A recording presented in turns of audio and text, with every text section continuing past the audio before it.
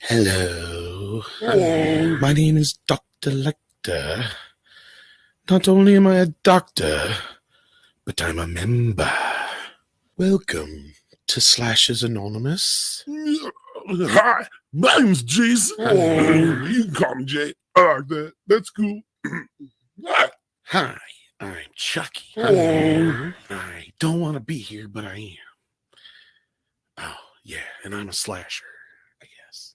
Hello, I'm Pinhead, as some call me, or your hell priest. And I am a slasher. And why haven't we done this sooner? This is excellent. This is a wonderful idea. I haven't seen so many of you in so long. Hello, my name's Fred. I'm a slasher.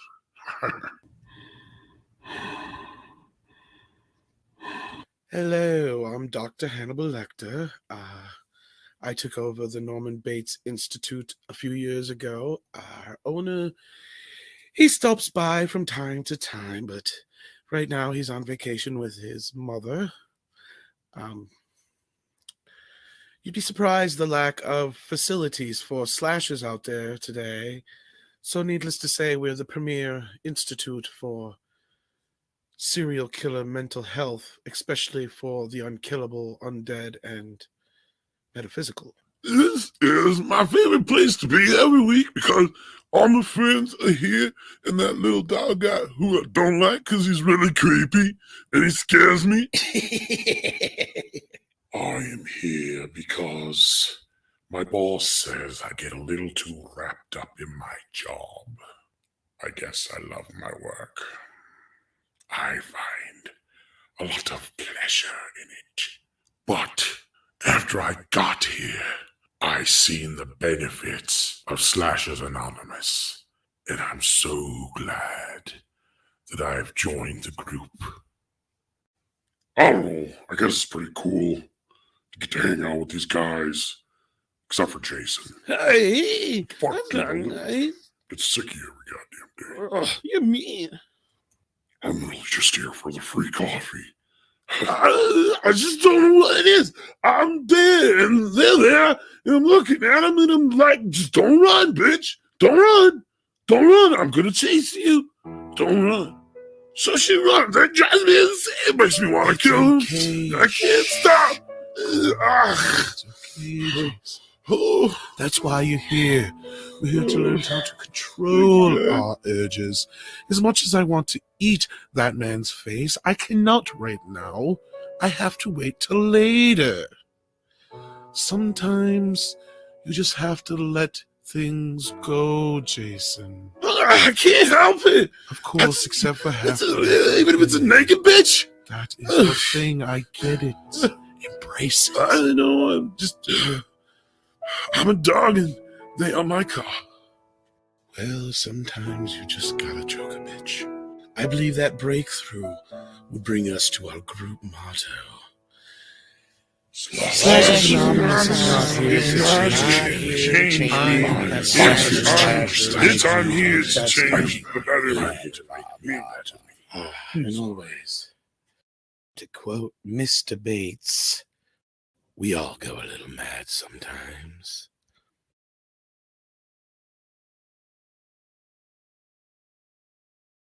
Good morning, everybody. How you doing out there? Or afternoon, evening, whatever it is, where you is.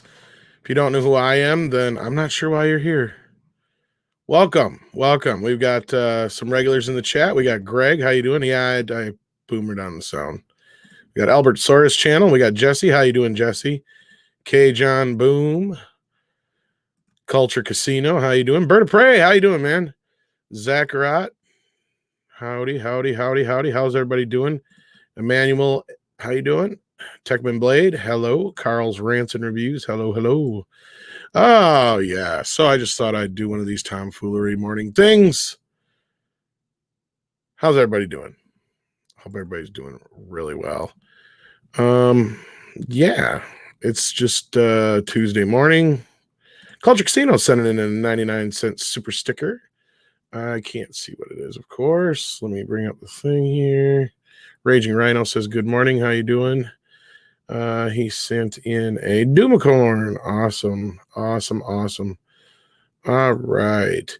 So let's get right into the goods. Oh, Fat Steven Seagal is here as well. Hey, how you doing? And Jeff, how you doing? Yeah, if some of you guys ain't busy, maybe I'll pull you in here in a little bit.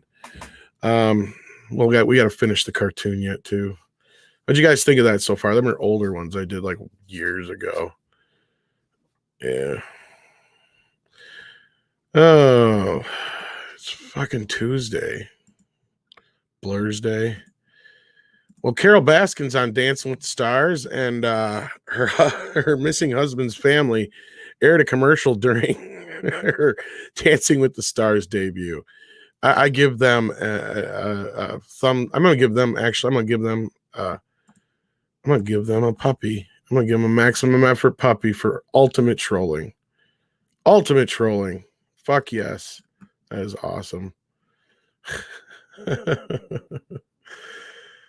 You guys were liking it? Oh, there's actually a little bit more left of it. There's a couple more of them too. So maybe we'll jump back to that. I just wanted to talk about some news here. Carol Baskin faced scrutiny on Tiger King over the disappearance of her husband, Don Lewis, in 1997, and Lewis's family reignited the mystery with a commercial that aired during Carol Baskin's debut on Dancing with the Stars. The commercial aired during the telecast Monday with in Tampa and Jacksonville, as well as other markets. Variety has confirmed that Lewis's daughter, former assistant and family attorney, asked that viewers with any information on Lewis' disappearance or Baskin's alleged involvement reach out to a tip line. They also said a $100,000 reward has been funded for the investigation. Lewis's disappearance became a hotly debated topic after people watched Tiger King on Netflix earlier this year. Many viewers, including several people interviewed on Tiger King, have alleged that Baskin killed Lewis by feeding him to tigers and disposing of any evidence in a meat grinder. Baskin has repeatedly denied allegations that she was involved in Lewis's disappearance. The other prevalent theory from the show is that Lewis may have fled to Costa Rica in a plane that went missing. Nobody's ever been arrested in connection with the Lewis case, and he was declared legally dead in 2002. Due to the surge in interest in the case after Tiger King debuted, police officers in Florida reopened the investigation and asked the public for any potential leads. Oh, for fuck's sake. Fucking Carol Baskins. Just when you thought you were getting rid of this lady, just when you thought, yeah, guilty. Allegedly. Even Gina Carano retweeted it. Oh, goodness gracious. So let's see what else you guys are saying here in the chat about it. We're gonna get to the Paramount news here pretty soon. Yep. I'm glad you enjoyed it, even though it was unexpected. All right. Missing husband's family. LOL. Jesus Christ. Yeah. Let's see here. Oh, so I don't know. The chat either went quiet or it died on me. So, needless to say, I thought this was kind of funny. I wonder if it'll. Here's the thing. I think by now, if anybody was going to be able to prove anything or show anything, they probably would have done it. I don't think anybody cares for this woman, so I wouldn't be surprised. All right, you guys earned it.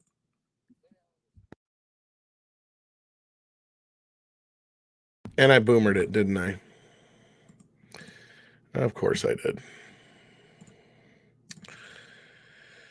Of course I did, because this thing was too long for me to load up into the videos. So tried splitting it up. That didn't work. All that goodness. All right, here we go. To quote Mr. Bates, we all go a little mad sometimes. Well, there's probably 167 things I'd rather be doing right now, but it's either this or hang out with the kids and wife. I need a fucking hobby.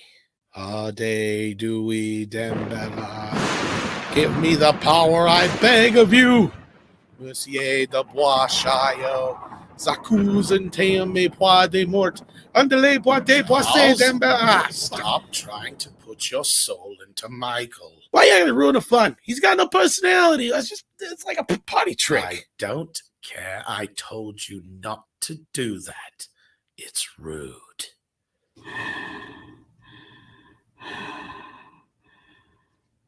Well, Michael, were you wanting to share anything with the group today? Perhaps? No? He says, no, I'm good. How the fuck do you know what he's saying? I guess I speak his language. Honestly, I really don't have a lot to really complain about or anything like that. It's pretty cool being me. Well, except for kids nowadays. They fucking suck. They got this thing called a safe space. You guys know what I'm talking about? I know. Fucking stupid, right? So, like, I'm getting into their dreams and then go and hide in this safe space and I can't fucking get to them. Drives me insane. If I had hair, I'd pull it out. Ugh. So anyway, other than that, it's just putting up with Jason, who just happens to be my fucking roommate, who I'm sure you've heard me complain about 60 fucking times. Yes, I have to admit we have a very eclectic group, but I have to admit they've made me a much better doctor than I have them patients. That's because you suck, Doc. Oh, shut up, Charles. Do shut up. Little scallion. Who made the lemon squares? Me? I have not known such pleasures. Thank you. Next week, I'm bringing brownies. All right.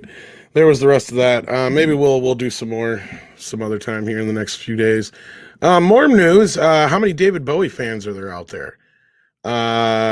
There's a David Bowie origin story on the way. David Bowie origin story Stardust to open hybrid rain dance.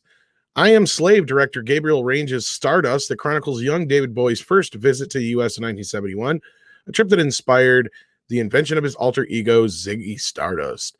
Will open the 28th Rain Dance Film Festival. Like several other festivals this year, Rain Dance will be a hybrid version comprised of strong online presence with some physical events and screenings. Festival's 50-strong film program will be available online across the UK, while live events will be confined to London. The films will be free, though financial contributions will be encouraged, 28% of the which will be donated to charitable causes. Range will participate in a physical red carpet event for Stardust in London, and in person activity will also include an out-of-competition gala screening of blah, blah, blah, blah, blah, blah, blah. Now, I might have to use our VPN to check this out. This movie sounds a little interesting. I'm a David Bowie fan. I see there's a few in the chat. What do you guys think of this news? Are you going to try and check this movie out? Yeah, and no notifications. I don't know what the hell. I haven't streamed in like a day. I don't know why you guys didn't get any notifications. Yeah, Bowie was a genius. You know what? Fuck it. I see a couple of you guys in the chat here, like the Geek Blend. and all those guys. Let me send you guys the link. We'll get some other voices in here. Fuck it. Jeff, I'm going to send it to you, and if your boys are available, send it off to them. And then Jesse, I'll send you a link to. I suppose I got to email it to you, don't I? I'm in the middle of a show here. Middle of a show. Jesus.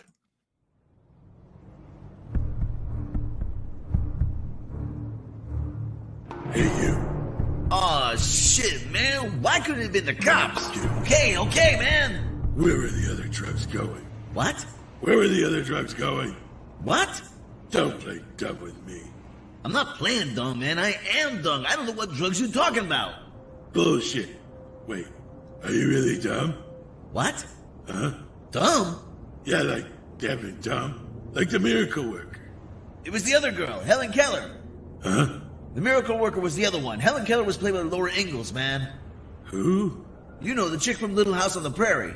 Oh yeah, I really love that show.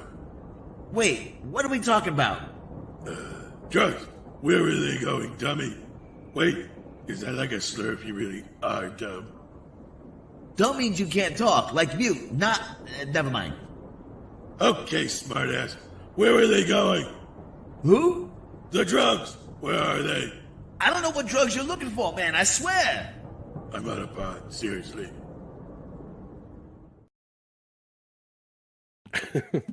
All right, so now I sent that out to a few places. Maybe we'll get a few guests in here. Let's see here. Christopher Jones says, I like Bowie, but many music bios, with a few exceptions, have the same formalic beats. Oh, that's very true. This sounds like it's going to focus in on a specific point in his career. Hybrid Rain Dance, I guess it's online and physical celebration. So there you go. Who's dumb now? At least the Doors and Rocket Man was some kind of head trip. Yeah, I'm not sure what this is going to be, considering it's about the creation of Ziggy Stardust. I would assume it's kind of in the same vein of Rocket Man in some respects. Let's see here. Always rejected by Tom. He didn't like the Whack a Tom poster. I did too. I put a heart on it. I did so, Fat Steven Seagal. Don't be lying. We got Greg, the Lost Jedi, with us. How you doing, Greg? Good morning. I'm doing well. What you up to today? Oh, not much. Slept great last night. So I'm in a good mood this morning. Finally That's got a good. decent night rest. I love it when the weather turns cold at night. There you go. Yeah, I went to bed right after Toxic Femininity last night. You can't suck or people will burn shit. I don't know about that, but most people probably won't even know if this exists. Yeah, go ahead, Greg. Yeah, well, I think I don't know. I haven't people got enough burning stuff. I think people would just ignore it or probably not even watch it, except for his most loyal and interested fans. I don't see this being like a movie that everybody's going to rush to see. It's not going to be like, well, unless it gets the buzz like the Queen movie did. But yeah, I don't see that. I mean, it doesn't really specify if they're even able to use any of his music. I don't even know if it has anything to do with his music. It sounds like it's just mostly about his first visit to the U.S. So it'll probably be pretty straightforward, independent kind of film. I doubt they've got it. And if they did, that's cool for them. And you're right. If they may be able to sell this to somebody and if they market it right, it could be like a Rocket Man or something like that. But this is the first I've heard about it. So yeah, it seems pretty narrowly focused too. Like if I'm going to watch a Bowie biopic, I want like the whole story. That's very true. This kind of reminds me of that Bob Dylan movie they did a few years back where they had a bunch of different actors play him throughout different periods of his life, but that was not one area of his life. But that kind of feels like that independent, kind of not really loosely connected to the music, but more about the guy kind of thing, and not so much about the music at all or the career. Yeah, and the problem with that is most people are interested in the music. I mean, that's what they're fans of him in the first place. So Like to do anything without the music with it, like boy, I can't say I'd be game for that unless it's like a Labyrinth documentary. Yeah. Yeah. I'd watch that. Oh, you've run so far. Yeah. But Ned 418. I don't remember you seeing that name before. That's a new name. Welcome. $5 super chat. Hell of a way to end a work week. Well, if this is your end of your work week, well, congratulations and welcome to your weekend. We're glad to have you here. Ned 418, unless that's a new name and we just don't recognize you. Sorry if that's the case, but otherwise, welcome. It's always fun to have new faces in the chat. We also got some other news. Oh, this one pissed me off. Now, I haven't been talking too much about this cuties business, just because it's not really something we cover too much over here on Midnight's Edge. I've talked about it other places. But this article specifically pissed me off. What's been your feelings so far on this whole thing, Greg? I don't know if we talked about this yet or not. I find it fascinating. Well, first off, of course, it's filthy. I was not a Netflix subscriber. Had I been, I would have canceled. It's interesting how like the lines are broken on this thing. Like the people defending it versus the ones that are calling it out, and like the people that are defending it, it's more about them being against the people who are calling it out more than the actual subject itself. It's just weird how these. In the culture war, how these lines get drawn. It's like, well, if those people don't like it, then it must be good kind of thing. It's just bizarre. And you would think that this would be a subject that everybody could kind of get behind, I'm glad you brought that up, because that's exactly what this article ends up reverting to. It starts out talking about the backlash, which we've seen firsthand. Talks about the slew of people who have canceled. Obviously, Netflix has taken notice. Lucky for them, they gained about 25, almost 26 million subscribers when the COVID business started, putting their tally near 200 million subscribers worldwide. But yeah, they had a bit of what do you call it? Exodus. Is that the right word? I guess from the channel. Yeah. Because of this cuties business, they apologized for inappropriate artwork, but they have yet to take down the movie. But then at the end of this article, everything seems fine until we get to this part right here, where it says this anti-cuties campaign has been linked to the QAnon conspiracy and disinformation movement. Several right-wing U.S. politicians have stoked the flames of backlash, including Senator Ted Cruz, who attacked the film. Okay, right there, I'm sure if you've been paying any attention to this, it's not just Republicans who are getting behind this. Tulsi Gabbard? Yeah, and the whole QAnon thing is to just try and straw man the whole argument. Yeah, it's some weird conspiracy by a bunch of puritanical, religious conservatives or something. It's like, no, it's really not. Well, this writer here, thing. Yeah, this Tim, what was it, or Todd Spangler, he's basically using this to dismiss the entire argument. Yeah, if QAnon's behind, has anything to do with it or makes any kind of statement about it, then the opposite must be the truth, right? Just because they're such a horrible organization. Exactly. And what you were just saying before we got into the article, or the bits of the article, is basically what this is all about. They're turning it into a right versus left thing. And now this is where, people, if you're in the middle and you're in the left, I'm not talking about my politics here. It's something I've never gotten into and I probably never will. And you can guess and think and try and pin any politics on us here at Midnight's Edge you want, but you'd be surprised probably. But I'll tell you, this is one thing I've seen everybody get behind.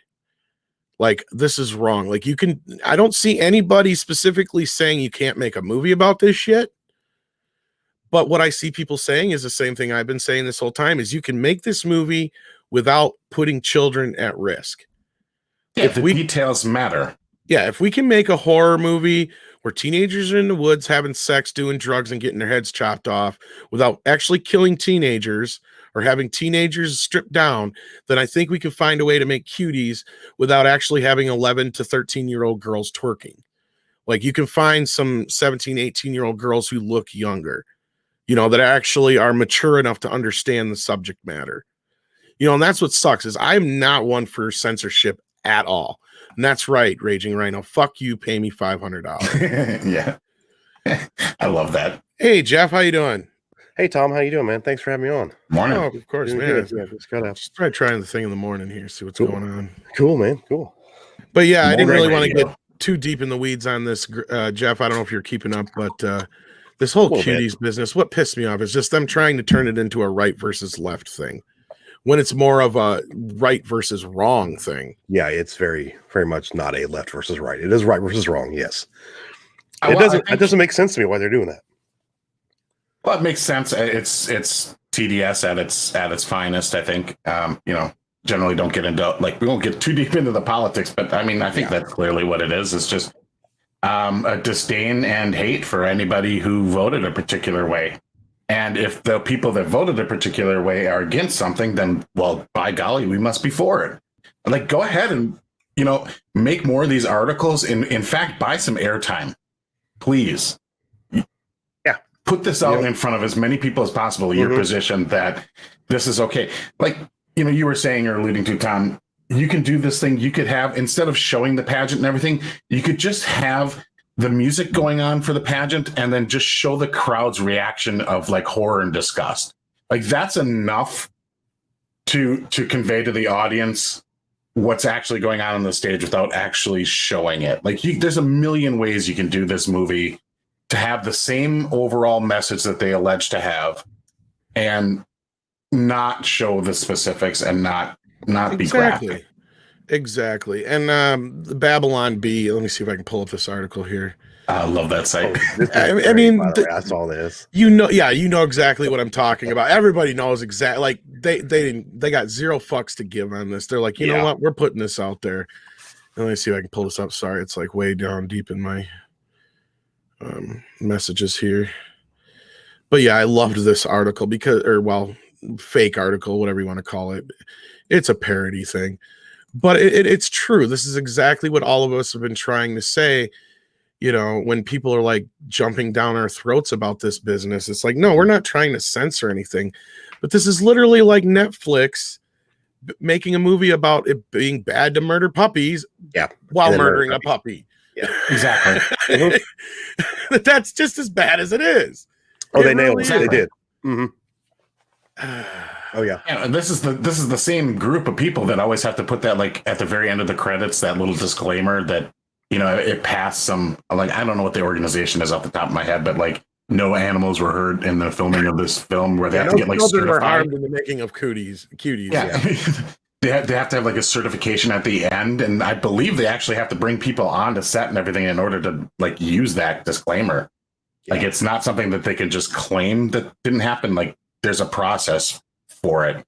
Now we're gonna have to have the same thing as like no children were actually harmed, emotionally or physically during the making of this film. Jesus Christ. Right. I mean, that's the thing is most of these girls, I guarantee you, had no fucking clue what the hell they were doing. Yeah. I mean, it gets deeper and deeper. Anna, that Star Wars girl, and a few other people have done some great coverage on this. So, again, if you want to be more up to speed on the details and all that kind of stuff, I suggest you head over to check out their coverage on it, because I'm not going to get into the trenches on it. Mm-hmm. But there is some other interesting news. Something we've talked about quite a bit. CBS All Access to be rebranded as Paramount Plus. I first saw this and I thought it was a fucking joke. Better Babylon Bee article, yeah. Until I seen the Variety article, I thought this was a joke. I thought somebody was fucking with me. I kid you not. I thought, WCBS or Fat Steven Seagal or somebody like that had made this as a joke. But at least it's not the Peacock. Nope. It is. The thing is like they probably spent millions of dollars on like market research and focus groups, and this is what they came up with. Like, Ooh, Disney This Plus. is- Let's copy that. this is the creative level of Hollywood. Like, oh, we'll just do what Disney did, and we'll just call it Paramount Plus. Like, that's interesting, but like Paramount's not exactly like a solid brand name right now. Everybody's no, you don't hear Paramount. What do you think of? The historian says some YouTuber Micah Curtis calling you out for debate. Tell him to get his ass in here. Micah Curtis can handle me. It's a fucking meme. It's a meme. Okay. But no, like, you know what? Honestly, it's like this never isn't the mind. dumbest thing Paramount's done all It's too year. early. You know? This isn't the dumbest thing Paramount's done all year. So No, it's a string of disasters for them, especially in the TV group. But you know, they just Paramount. like fuck it. We're just gonna do it. Paramount Plus. The hell with Paramount, the same company who can make a fucking Friday the 13th movie. Like, it. Oh, I know. Tell me about it. Jesus Christ. How hard is it? You I had know. 5 years. I know. 5 years. And your Come on. excuses, Just make something up. God dang it. the Come Ring on. or whatever it was, flopped, so we're not gonna do it. Oh, You I know. dumbasses. Oh, the people don't like the horror stuff because the Ring flopped. No, it's because that sucked. horror movies are easy freaking Absolutely. money. Look at- They're cheap Oh, as Friday 13th is hell even to make. easier. They're so cheap to make. I could make a Friday the 13th movie in my backyard right now. Yeah. Just give me a couple of fucking 20-something-year-olds drunk as fuck. I got a hockey mask. We can make it happen. Hire the guys who did Never Hike Alone, for fuck's sake. Look at that. Come on. Well, and for those of you who don't know, Paramount sold the rights to Jason, not Friday the 13th, but Jason, just Jason, back in 1992. Yeah. Ish. And then that's when Jason Goes to Hell came out and New Line did that one. Then way back about 2009-ish, 5-ish, somewhere in there, somewhere in between 2005 and 2010. I don't know the exact date. Maybe it was a little later. When did Interstellar come out? I don't know. Okay, so it'd been I don't probably even know. 2000, probably between 2010 and 2015. Then Okay. Paramount was making Interstellar. Warner Brothers wanted in on it because you know how they are with Nolan. Yep. So they gave Paramount. It had to be at least so many years ago because the rights reverted back last year. So it had to been 2014 ish. This happened. Warner Brothers gave up the rights to Jason for 5 years to Paramount. Gave it back to him so they could make a Friday the 13th movie, because when they did that remake, it was a joint venture between New Line and Paramount and the Michael Bay company. You know, the 2009 remake. Yeah. Yep. So now in this case, then Paramount got the rights back to Jason for 5 years. Plus they already have the Friday the 13th name. They own Jason's mother. They own all the other shit. The only thing they didn't own was Hockey Mask Jason. Okay. Now they did. For 5 years they got him back. Plus they got the rights to make another South Park movie, which they did nothing with. Yeah. Because otherwise it was See, a that joint is- venture with Warner Paramount Brothers on is that one fucking too. great. Unfathomable that you would pass an opportunity to do a South Park. No Well, kidding. actually, I think that Matt actually went didn't into. want to. Do you guys know what I think happened to that? Do you remember Imagination Land? Yes. That was, I absolutely think, love that. supposed to be the second South Park movie. That's If what I remember. thought too. Trey and Matt said, I think, Mm. said that was meant to be Yeah. the second film. Yeah. That was fucking amazing too. So anyhow, so they had 5 Hey, fucking good. long years to make the easiest fucking like they used to churn these bitches out every year. Yeah. Yeah. It's not hard to do that. We had 8 Friday the 13th movies in the 80s, folks. That means there was only 2 years that they managed not to make one of these things. Well, All you have to do is make something better than Takes Manhattan and you're golden. And you could do that. It's easy. You could actually make something probably worse than that and it would still sell. Doesn't matter. I mean, it's such a simple Use Roy for formula. fuck's sake. It's like, okay, we've wrapped on set. We're done with our principal photography. So next week, Tuesday, we'll be done with post, right? Yep. I mean, like Exactly. really, what? Like the score is probably like the last thing they have to do, and then other than actually edit the film. But Christ, hurry and do nowadays that. they could do that. They could do that while they film it. Oh, they And fucked this that up, deal too. kind of messed up the game, even though it shouldn't Oh have. yeah. The game creators actually used it as an excuse. Mhm. Because everybody was still on board with the game continuing, but they're like, no, we're good. So blame Yeah, that on they said it was because of that they couldn't do any more updates or couldn't add any more content because of it. full of shit. Yeah, that's what Full of shit. That's what I've heard. Just like NECA thought they were gonna not be able. No, New Line made a deal pretty quick. That's why the NECA Friday the 13th dolls came right back out. Mhm. Because I don't know if anybody remembers, there was like this sudden like, oh, everybody better get them before they're I gone. remember that. Now you can go buy them at Walmart, no problem. I know. There's a Walmart and Target. They're right there. Yeah. Anyway, there is more to this story actually, which is kind of weird, and actually kind of something I'm interested in. There's a couple of things they talk about here. The game, a revival of, is being developed as part of BET's programming. I don't really remember that unless it's something I'm not recalling offhand. The Real Criminal Minds, a true these are shows that are supposed to be coming to the new Paramount Plus program. Sorry, I should have prefaced that. A true crime docuseries based on the hit CBS television series and produced by XG, blah, blah, blah. MTV's Behind the Music they're bringing back. The Top 40. The reboot will unlock MTV's vault from the past 40 years for a unique, intimate look at the 40 biggest artists of all time through their voices, their eyes, and the series will be produced by blah, blah, blah. That sounds interesting. Linus, a spy drama created by Taylor Sheridan, Yellowstone, blah, blah, blah, blah, blah. What I don't see here is any Star Trek, Clarice.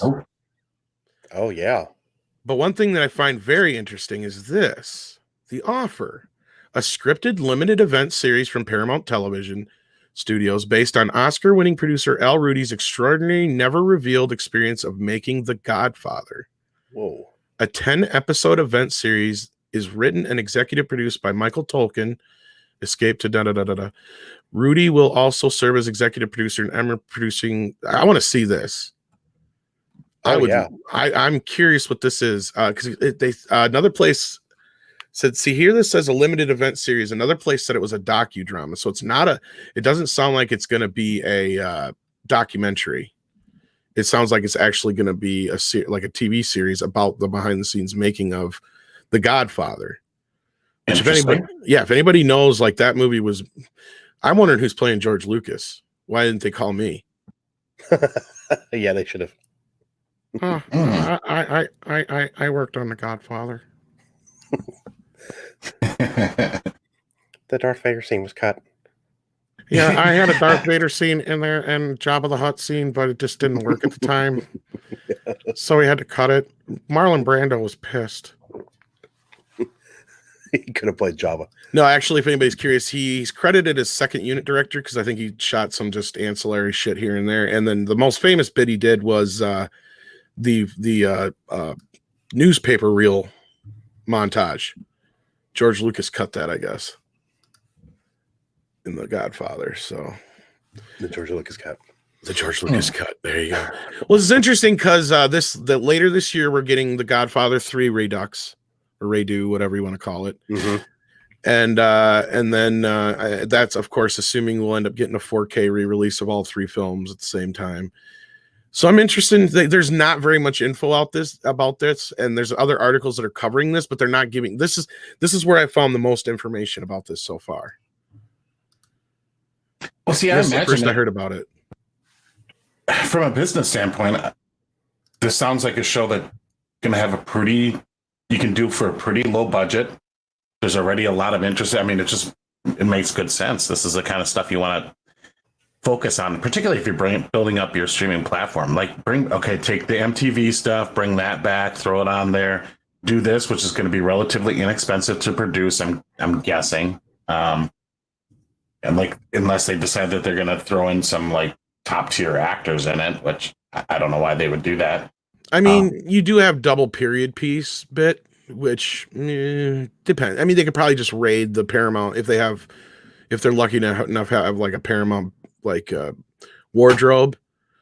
Yeah, like because you've got, first of all, everybody who's making the film is going to be in 70s garb, and then anybody who's in the film is going to be in the 30s, 40s gangster garb. So I mean, that's the most expensive part is just that kind of a thing. You're not going to have like, these big expensive crane shots and helicopter chases and all that other stuff where, you have to shut down blocks of a major city or any of that kind of nonsense. So I would imagine, for as much money as these streaming services have like literally just thrown away on a lot of the series that they're producing, this seems like it'd be pretty cheap. And Ed And not Brewer, cheap in that it'd be bad, but just cheap as in it doesn't cost that much to make this stuff, which is really what Hollywood needs to focus on is, controlling their budgets and getting them more reasonable, back down to earth. very true. And I mean, and this just sounds like an interesting show. And that's what it is, Ed Brewer, if you're asking. No, it's not a prequel or a sequel to the Godfather. This is actually from what I'm guessing, a docudrama series, 10-part series about the actual making of the film, which if anybody knows the history of the, what the hell are they called? I can't remember their name. The something Mafia. But all those filmmakers, like between Francis Ford Coppola, Brian De Palma, Scorsese, Lucas, all those guys used to hang out back in the day. And they had a name for themselves, and I can't remember what the hell they were called. But they were like the Brat Pack before the Brat Pack, but they were all directors. And so like I can imagine that it's a lot is going to be about that. This movie was taken by Ford Coppola because they needed money. They needed money for their company to produce other movies. So this was like him taking a big paycheck, and it turned into a huge headache for Francis Ford Coppola to make this movie. It'll be an interesting. I think it'll be, if it's done well, I think it'll be good. Yeah, it sounds very interesting. I'm looking forward to seeing it.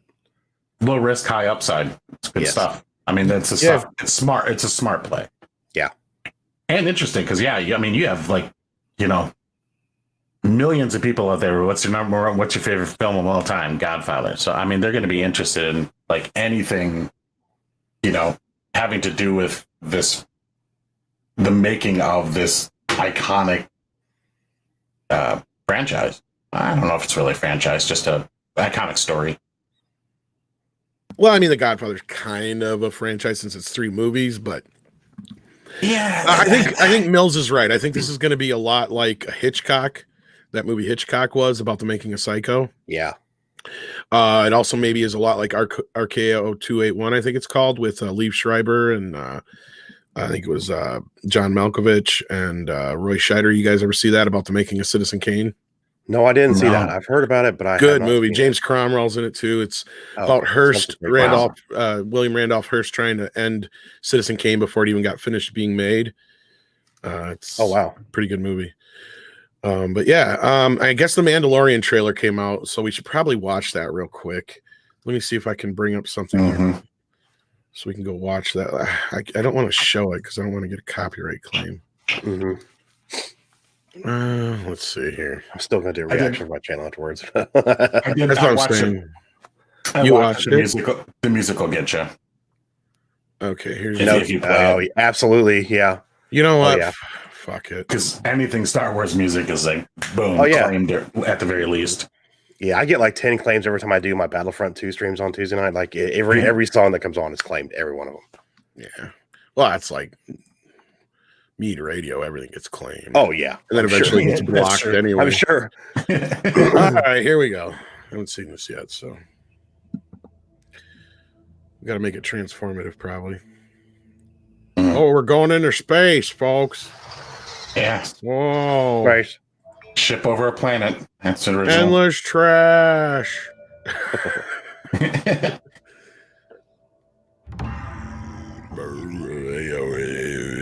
Okay, pause it for a second. There's the burp music. Yeah. That was so cool.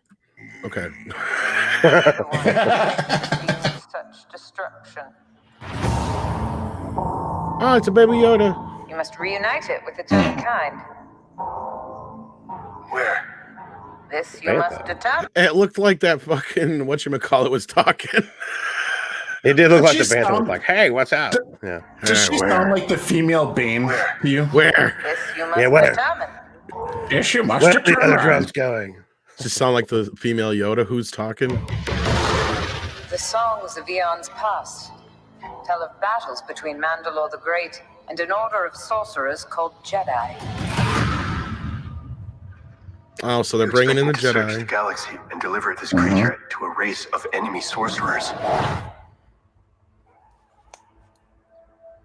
This is the way.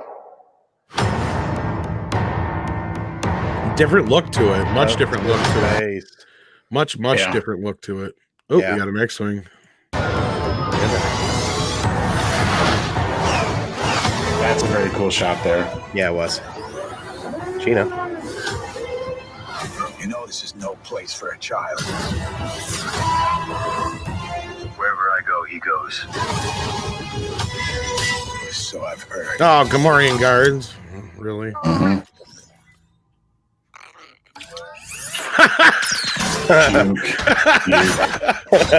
That was kind of cute. Yeah.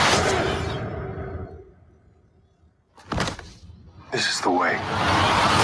Okay, they're overdoing it with the "this is the way" shit.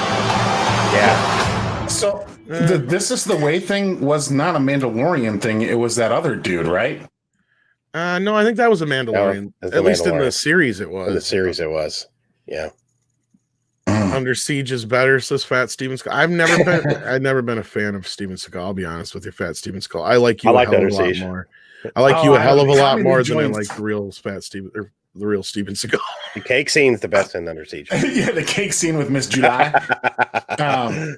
No, I love Under Siege Yes. because it's got Tommy Lee Jones is just a fantastic like nut job bad guy, especially when Over he the gets his top. ears blown Love out. it.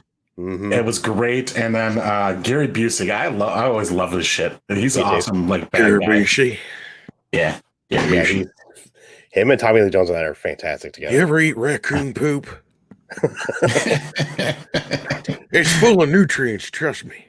Yeah, Darth Maul agrees. The birthday cake scene was awesome. It really was. I don't That's know. I've never actually watched any of his movies other than a couple of them. So I just don't like him as an actor. I don't know. I just never. The Under Siege was good, and like the rest of them were very cookie cutter. Like Yeah, I still like it. Yeah, it's to a point, and they're generic kind of action vengeance stories, things like that. But Just so you know, about director. about the trailer, I mean, visually looks pretty damn cool. Fat Steven Seagal. Wow, Tom. You know, I'll give it that. This trailer looks the shots. Are we still on Under Siege? All right. Yeah, they're basically pumping up the Jedi because this is how they're going to introduce Ahsoka, and yeah. Oh well, it's Tommy Lee The Jones. rumors Go are ahead. true about the season too, where they're talking about where like halfway through the season it's going to take a different turn. Yeah, And that Grace makes- Randolph stuff. Yeah. it does make sense with all the characters they're shoving into it. Yeah, give me $500, Steven Seagal. Yes. Ed Sullivan shared a tweet here. It's whoops. Oh, that's Amazing. It's the birthday of actor Tom Lee Jones, as well as two notable directors, Oliver Stone and Rod Shelton. That's right. I forgot to share And- birthday with me. And according to Ed Sullivan, amazingly, two of the others on the list have called me an asshole. 3 if you include myself. I guess Tommy Lee Jones in his very first Men in Black meeting said, it's either a comedy or science fiction. Make up your mind, asshole. Yeah. I could see him doing that, kind of like channeling his fugitive and character a little bit. Yes. Yeah. A little bit. I've heard he's a Somebody bit else's hard to birthday work today, with. too. I've heard he's a bit hard to work with. What'd you say, Greg? Somebody else's birthday today too. Oh yeah, Who's it it? is, isn't it? Besides Christie's, Yeah. who's? Yeah, it's I don't mine. know, Jeff. Do you want to call him an asshole so you get another one?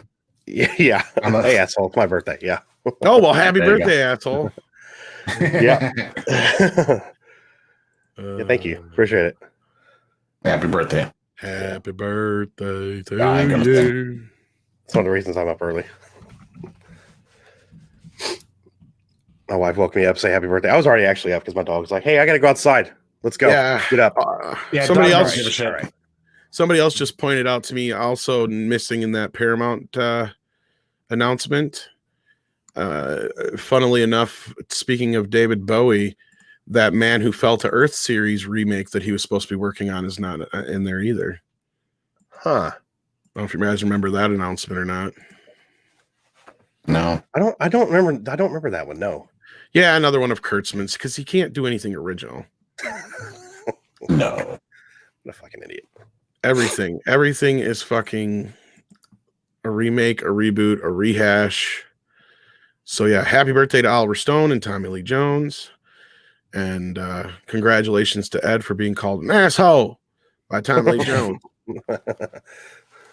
That's I can an hear him honor. saying that, I'd actually I'd pay some money for him to just in person call me an asshole. I've No heard kidding. he's a real Absolutely. hard guy to deal with. Like I've There heard was he a pretty time much he was is like his characters from what I've heard. I believe it, but there was a time where he was like in every other movie for like 2 years straight. It seemed like every movie had Tommy Lee Jones in it. You know, he's probably like one of those where he doesn't even really remember half the shit. He's just like, I was there, they paid me. And I went and did the other one. I don't know what the hell it was about. I like other Fugitives probably, and Space Cowboys. I really liked him in. Oh I yeah, like that movie. oh that's a good movie. I think we talked about that on our Raging Geek Jedi show. Yeah. I think with Tom was there as well. We talked about it. Yeah, Donald Sutherland and them guys. That was good. That was a good movie. Men in Black, I thought was all right. I liked it. I like the first one. It hasn't aged as well with me. Like I don't have as positive thoughts towards it. Like at the time, I thought, oh, this. Is I like the cool. first one still stands up, but the second and third one are just. It does. It Especially stands the up, but second it's not one that I have like a whole lot of nostalgia for. Like, ooh, like I have nostalgia for Independence Day, even though like, Independence Day 2 was very much a disappointment. Like, there's movies that I still feel nostalgic. Man, Men in Black just isn't one of them. It just was kind of like, eh. That's fair. I mean, I'll still argue that Independence Day is a decent movie. I think Independence Day gets a bad rep just because of all the rip-off movies and stuff like that came in, the fact that it reinvigorated the whole disaster film franchise and that kind of thing. Yeah. It did. I'll tell you, I went to see Independence Day when that came out, probably like 8 times in the theater. It was just we did too. We did too. It was such a fun movie. Like it was fun. I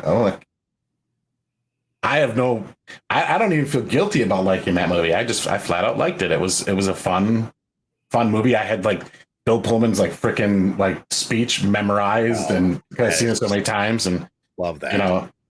It just had those great moments. Had a good ending on it. There was some cheesy moments, of course, too. But like the dad, Jeff Goldblum's dad, was funny in it. Like it was just well put together and fun. And no, the sequel is like everything that everybody bitches about the first movie. No, that's the sequel. Like, have you ever guys watched that thing? I own it and I haven't watched it. I didn't hate it as much as everybody else, but I was disappointed because I'm like, man, why did we wait so long for this? Oh yeah, that was my problem. Is it wasn't like B movie bad, like The Room bad, but it was like there's just so many moments in it where I'm just like, are you fucking kidding me? It's so predictable. And yeah, you're just like, why wasn't Will Smith in this? I mean, even for a cameo? Yeah. He didn't want to do it at all, did he? Like he had no interest? No. He went and did that. I think it was the Bright movie or whatever. Yes, he did. Yeah. Yeah, see, that fascinates me because like Independence Day is one of the movies that like launched his career into the stratosphere, right? As far as like the big lead action, lead man in a movie. He'd been successful prior to that, of course, but like this was like his big blockbuster moment. Yes. What had to happen behind the scenes for him to be like, absolutely not, I don't want to do a sequel to this movie? Like, because he's done sequels to some pretty and made some really questionable like role choices. Yeah. Then I have to wonder, like, there had to be some kind of bad blood. Maybe he felt he got screwed on the back end for money from the movie or something like that. Because, like, why wouldn't you come back to like the one thing that's like launched you in there? And like, it's an alien invasion movie. These things lend themselves to sequels because you have the whole aftermath you could have dealt with, like how Earth recovers from losing every one of its major cities. To like a second wave invasion. I mean, there's a million places you can go with it. I wonder like what happened that soured him on the deal. Like I don't think they could have presented him. At least it felt like they could have presented him the best script ever. And he would have just said, no, fuck it. I don't want to do it. Yeah. I think it was a money thing. That's what I was going to say. Yeah. I don't think. That launched him in superstardom, man. Like he was already a star and people knew him. especially because of Fresh Prince. He was very popular, but man, that shot him in the stratosphere as a like box office, Was that and then the follow up? The next 4th of July comes Men in Black. So then, that's the well, he had a 3 bang bang bang. Most people forget he had Bad Boys in 95, Yep, Bad Boys, which wasn't a huge hit. No, but it was a big hit, and it was a big enough hit on video and stuff like that. And the sequels made so much fucking money. Yeah. But yeah, like, so he went from Bad Boys, Independence Day, and then fucking Men in Black. It was fucking his big misstep was Wild Wild West, Wiki Wiki Wow, Wiki Wow. Mm-hmm. And even that wasn't Cameron's version's better. He had a massive hit song off the damn thing. It played on the radio like all the damn time. I mean, the movie wasn't a massive flop, but it wasn't a. It wasn't. It certainly wasn't on par with Men in Black and Independence Day for sure. But still, it wasn't. It wasn't like it wasn't Mummy 3. No. Well, and Gypsy Warrior has an interesting question here. Speaking of Bad Boys, the hate for Michael Bay is. Do we think that the hate for Michael Bay is warranted? Because I actually think he's a good filmmaker. I'll be honest with you. After seeing The Rock, and I remember saying after walking out of Bad Boys, I remember saying this Michael Bay is going to be. He's a hell of a director. He's going to go somewhere. Like, I liked his style at that point, but then he became himself on crack. Yeah. Like the old commercials, like, this is your brain. This is your brain on crack. Any question? Yeah. Like, that's what happened to Michael Bay. It was like, all of a sudden, he got all the money in the world after Armageddon, and he just went batshit crazy. The dude is laughing all the way to the bank. He's probably one of the most bankable directors that gets no credit and no love. But even his shit movies do pretty damn well. They do. Like, everybody rips on Transformers. That movie made a ton of money. It did. Like a ton of money. All of them did. And The Rock is one of the best action movies of all time. It's one of my favorite action movies. I love that movie to death. Nicolas Cage is awesome in it. Sean Connery's awesome in it. Ed Harris is awesome in it. Yes. Like, I love the score to that movie. Michael Bay is James Cameron after 2 12-packs. Yeah, maybe. That's good. Although I think they have very similar, like, James Cameron is eye candy, but when he writes a script, it's laughably dumb and 3rd to 4th grade like novel level as far as like complex characters, complex plot, and everything like that. I'll say something that's going to be unpopular. James Cameron is a lot like J.J. Abrams and Kurtzman. He's an unoriginal bastard, but he can sell you anything. Every one of his movies is a ripoff of something else. Even Terminator, he got sued for. Because he had to give credit to some who's a sci-fi writer. Somebody in the chat will give it to me. But there was a Twilight Zone episode and some short story by a sci-fi writer he had to credit for Terminator because it was very similar storylines. Well, but Avatar's a joke. But and then True Lies, it's a remake of like a French film. It is. Yeah. The Abyss is probably one of the only things he's done that's probably remotely original, but that feels like a bunch of Cameronisms slammed into a movie. I don't know. I love the extended version of that where it wasn't cut out. Yeah, and then it really told a much better story overall. It's much longer, but the whole alien thing is much better. Aliens is kind of again, it's a sequel to Alien. It's not the same film, but it's still a sequel. He wrote Rambo 2. Yeah, it was good, but it's still a sequel to Rambo. And it's that dumbed down kind of action-esque. We love it. Don't get me wrong. We eat it up like it's popcorn, but I can see where somebody like Ridley Scott would get pissy with something like Aliens. I can understand that. Yeah. I don't think he should have done what he's done, but I can understand from his point of view where he'd be like, no, that's not what I had in mind for this. Yeah, the only thing I would say that like different to separate like a JJ from a Cameron is like Cameron. Well, I don't know. It seems like they both have this knack for exiting right before the shit turns. Yeah. Right. You're like, okay, we're gonna build it up. Like I'm gonna exit now while it's peak because I know from based on where the direction I've taken it, it's got nowhere to go but down. So I'm bailing. Like they both have that instinct. Although I think Cameron's gonna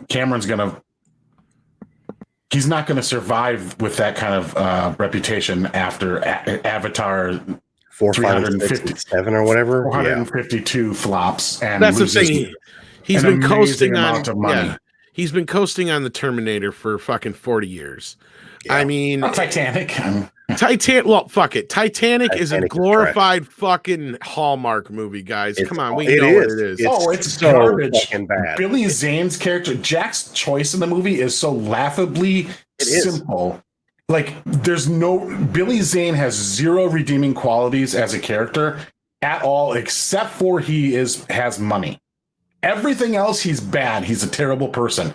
No redeeming qualities. And then you have Jack, who is this fun-loving, down to earth guy. His only flaw is he doesn't have money. And then the only thing it's missing is a dog. Right? Yeah, exactly. Yeah. It's so simple. Like the story it's Babysitter's Club on a boat. It is. Oh my God. Oh, I was so pissed after seeing Titanic because I felt like I got so bait and switched on that movie because the first original trailers for that movie made it look like an action kind of bio kind of movie. Yeah, go back and look at it. It's like a classic disaster movie. Yeah, exactly. Like, and then you get into the movie and it's like nothing happens for 3 hours. It's like, what the fuck am I doing here? Why am I wasting my time watching this? And I know why it did so well. I was like late teens when the movie came out. Yeah. Every fucking teenage girl went and saw that movie. I swear to God, 3 times a week. I shit you not. Yeah, they couldn't get enough of it. Why the fuck are you going back to this movie? Why? It's shit. What are you doing? I will give it some credit. Like whenever they do a transitional shot from like the sunken ship to like the floating ship, like those transitions, those morphs are awesome. The cinematography in the movie is very good. The score, not that stupid Celine Dion song, but the score and the other lady who did like the haunting like vocals was pretty damn good as well. Mm-hmm. But as soon as the boat started sinking, like it seemed like they spent a lot less time on the special effects. Like when the ship goes like vertical and it shows those people like ping-ponging off shit. Yeah, the effects were good. I laughed. It looked so stupid. It was funny. It was like these human plinkos going down the ship, going bing, bing, bing, bong, bouncing off shit. I remember my cousin yelling at me for laughing. I literally laughed.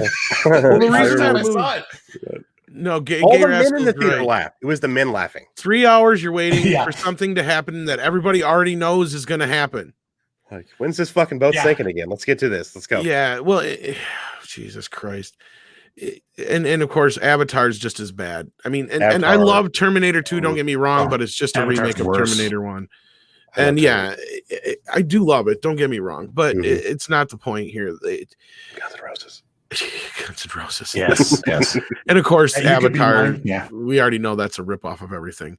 Thanatos Felicius sends in $5. Says that's why I like the Poseidon Adventure. It's easy to make a movie where ships sink at the end. Exactly. The original Poseidon Adventure is really good. Yeah, that one's the boat flips over though, right? Mm-hmm. It doesn't just sink. In both of them, yeah. That's the challenge of getting up. Is like they can't just like jump out the boat and swim to the shore. The ship is upside down, so everything like becomes a challenge to navigate through the ship, and Avatar was so bad. Like unobtainium. Like, are you fucking kidding me? Oh, well, again, a villain that was just a villain for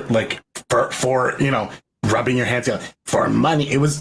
Oh God! It was the kind of villain you'd expect to see in Captain Planet. It was a Saturday morning cartoon. Yeah, I was just gonna say that. Yeah. It was, and I always tell people, like, if that's his fucking view of humanity, fuck you, because holy shit, he paints humanity as like the worst thing imaginable. Like all we are is money. That's it. That's all we're about. Yeah, come on.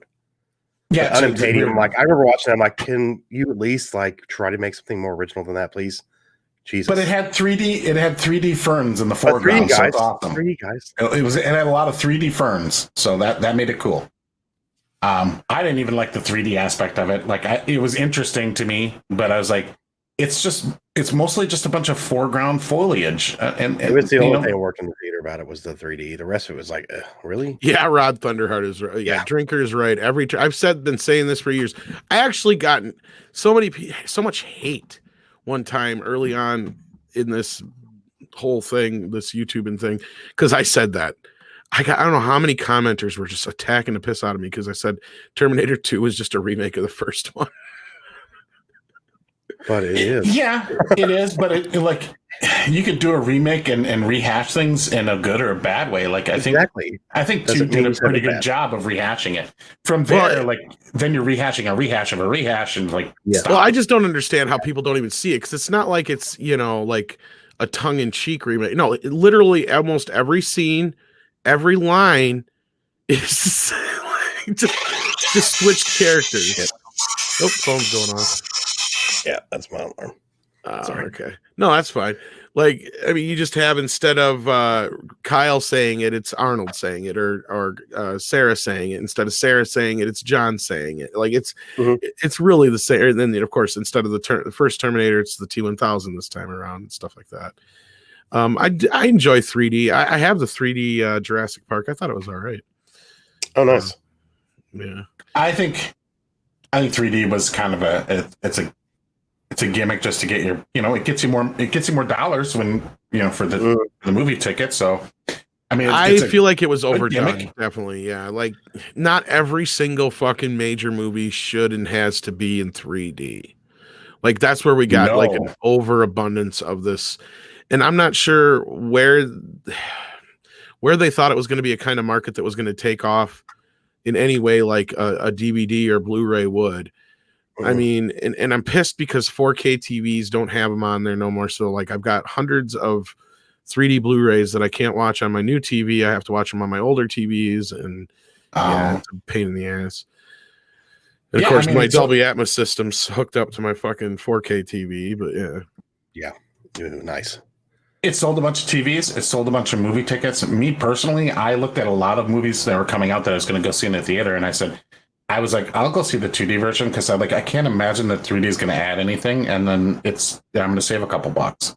The times I not have near as many people in the theater too. Right. The few times I felt like it did add to the overall experience was stuff like a few of the superhero movies, not the DC films, unfortunately, because that didn't really help anything. Man of Steel is okay in 3D.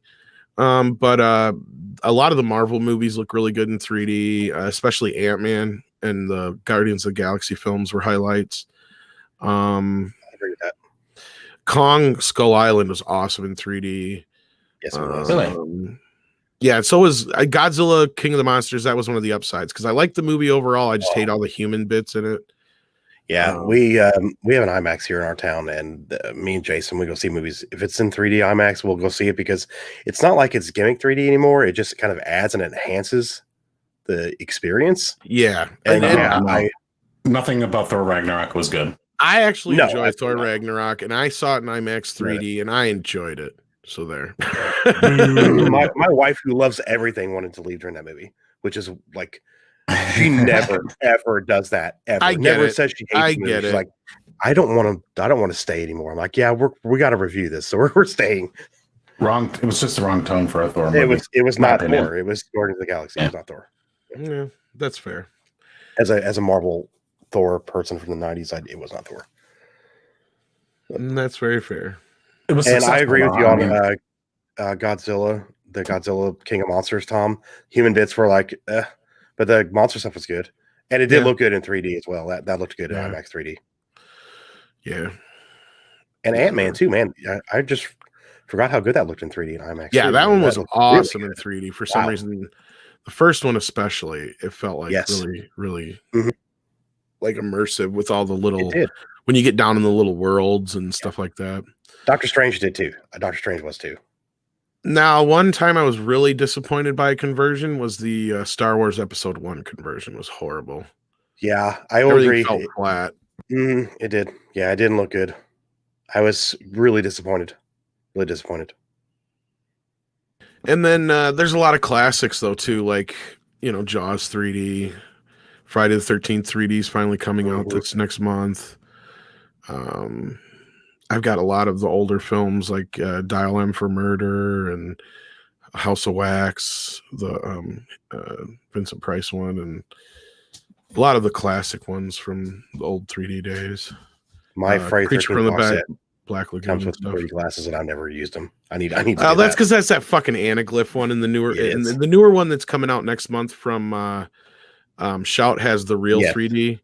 So if you have a 3D TV or whatever, then you can watch it. It's not the red and blue shit. So You have to let me know how that looks, man, because that's I'm sure that it'll look box pretty set good. looks incredible. It'll be the get first time it's been available in that way in a long time, because they actually, I guess they've lost. I don't know if they lost the left side or something like that years ago. Somebody said, and then then somebody said they found the other half in a vault in Japan, and then somebody put a cobbled together version of it online from a laser, because somebody found out like the US DVD was like the right eye, and the laser disc from Japan was the left eye. No kidding.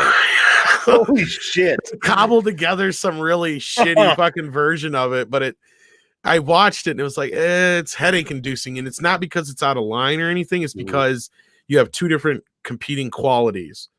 So you have like DVD quality up against like laser disc quality, and you're just like, it's kind of fuzzy looking. Oh, my head hurts, but I'm still gonna watch this. Well, I didn't watch the whole thing. I only watched bits and pieces of it. It was like, all right, I can't. I knew full disclosure. I've known this Friday the 13th box set was coming for like a year. I just couldn't talk about it. Yeah. So now I can actually talk about it. But that's good. Did you order one? Oh yeah. Okay, I got to get mine ordered. I still have that first box set that came out. I remember when I got that box set, we walked into a mall up north where we used to live in Indiana, and they were closing this Saturday matinee, and they had all their stuff on sale, and they had that thing for 70% off. I'm like, this is mine. I'm taking this. I could actually address this, K Rascal. Jaws 3D was the first one that was shot ever on the same strip. No kidding. Because before that, they had the 2-strip process for everything else.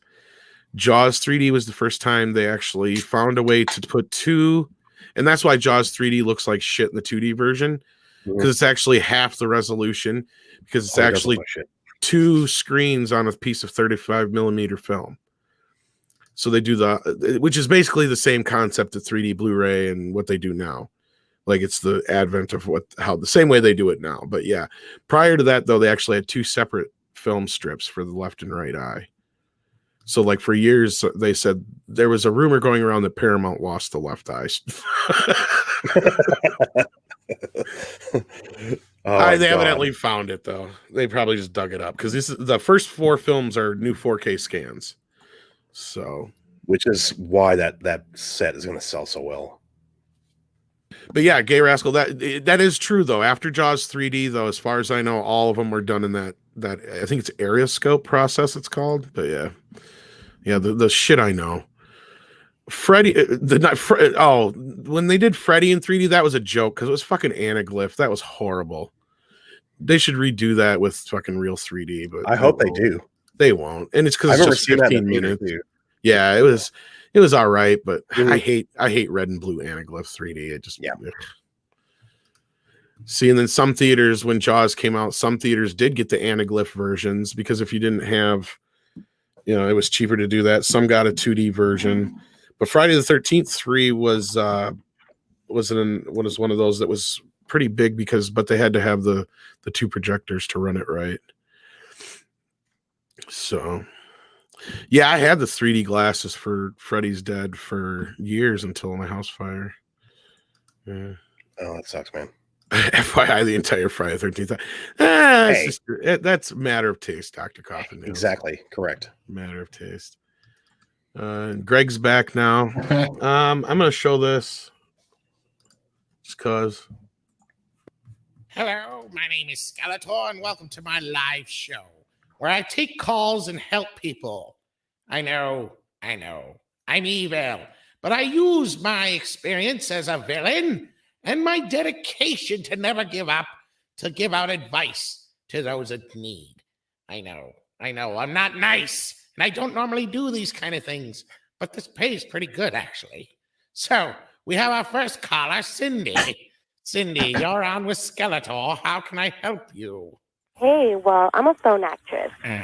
My problem is my callers are coming way too fast. And in order for me to make any kind of dough, I need to keep a 7-minute minimum with each caller.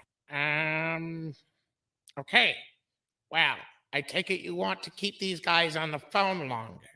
Well, when He-Man and I would battle and duke it out, if I didn't want the fight to end too soon, I would come up with an elaborate plan that would take a long time to take effect. Maybe you should use this tactic in your phone sex play thing.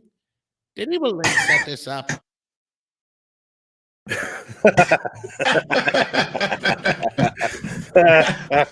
Oh, that's great. I stole the other audio from like an old Love Line episode or something. Oh, that's awesome. It was something I was messing with. It never took off, so I never did another one. That's the only one that exists. But oh, that's funny, man. That's good. I like that. No, Skeletor is just doing like Love Line kind of phone calls was supposed to be the gimmick. It just didn't. Never really panned out. Like a follow-up episode where he's like at home and he ends up calling and it's her, and she recognizes his the tactic and be like, "You can't fool me. I gave you this idea." Well, I see some other animator kind of they didn't steal the idea, but they did something similar to what I was headed for, and yeah, so like that was years ago. I was like, yeah, well, you can find them out there. There's a bunch of Skeletor ones. But anyway, I'm here. Where's the damn tacos? They're at Taco Bell. Yeah, go get them. Taco Bell has them.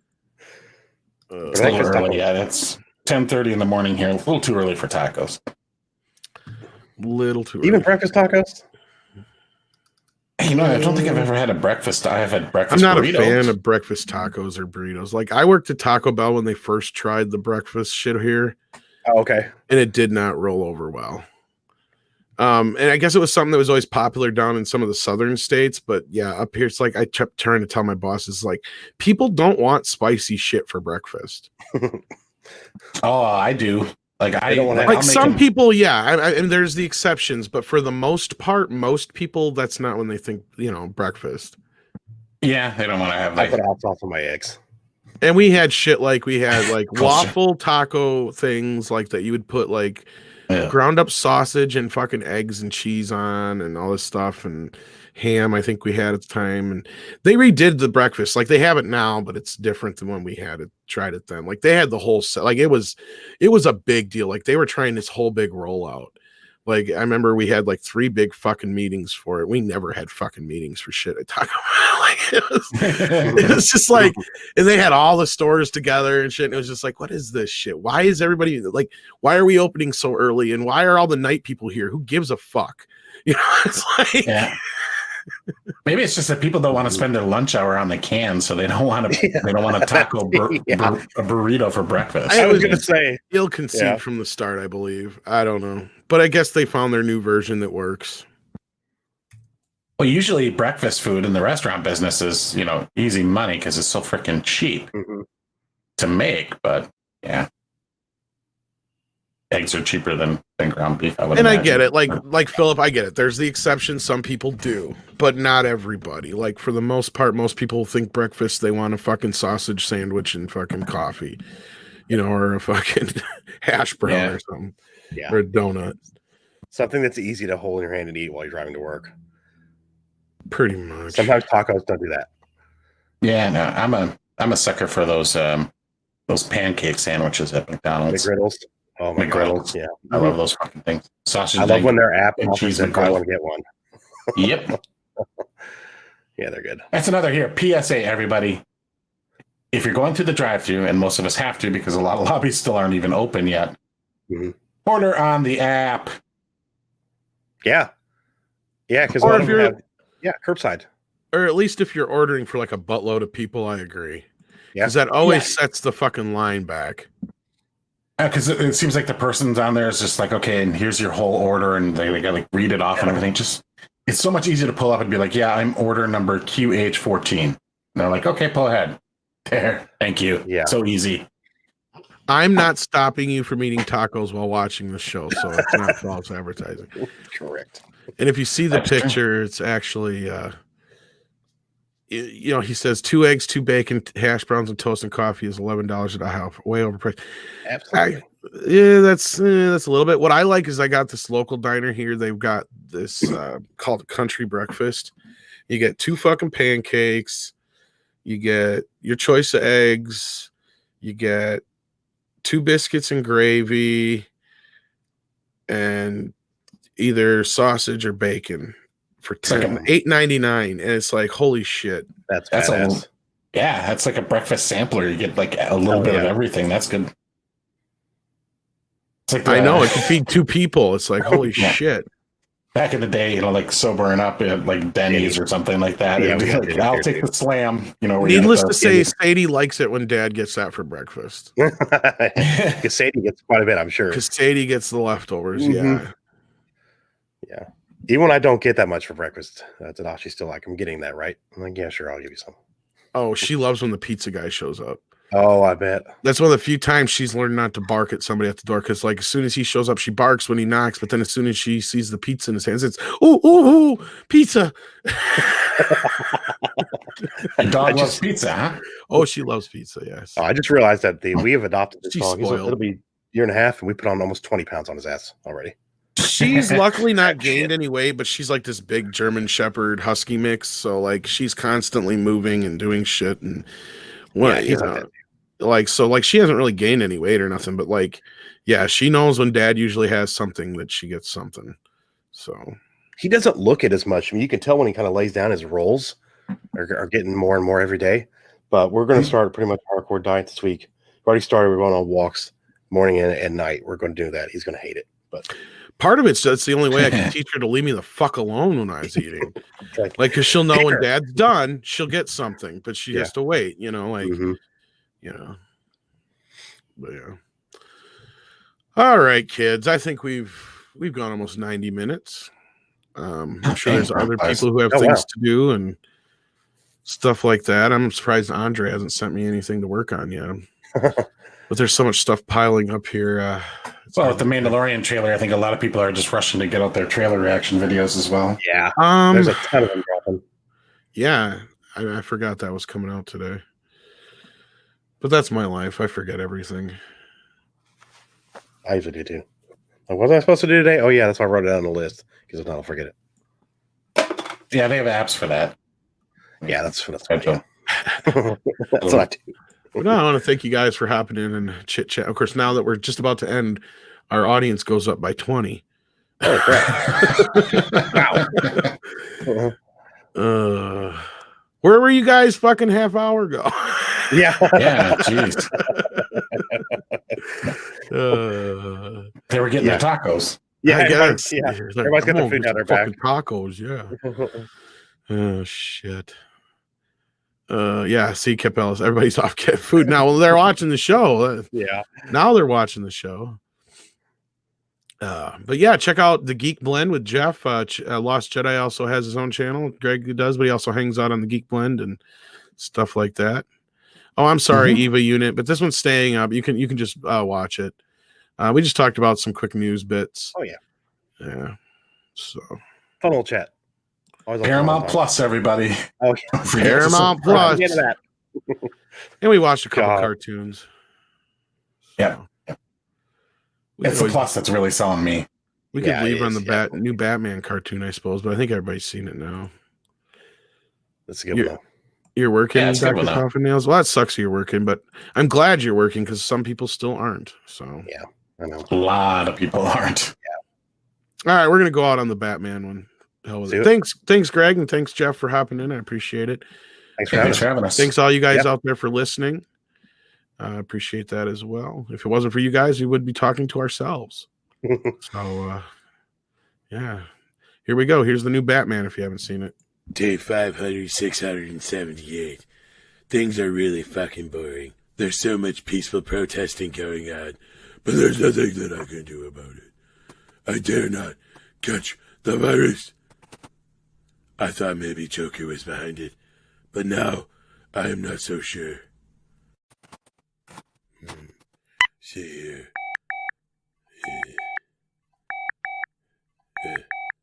Hello, Batsy. Joker! What? Are you sure you're not behind the Panda Express, damn it? The what? The Panda Express, the thing. The reason I can't go outside and fight crime. No, Batsy, I'm not behind the COVID thing. Uh-huh. I don't know who is, but it's not me. Well, fuck. You sure it wasn't Penguin? I'm pretty sure. What about Ridley? No. Probably wasn't the Riddler either. All right. Hey, if you're gonna start doing any crime, though, please let me know. Sure. All right. Bye. Bye. Love you. Later. This is fucking boring.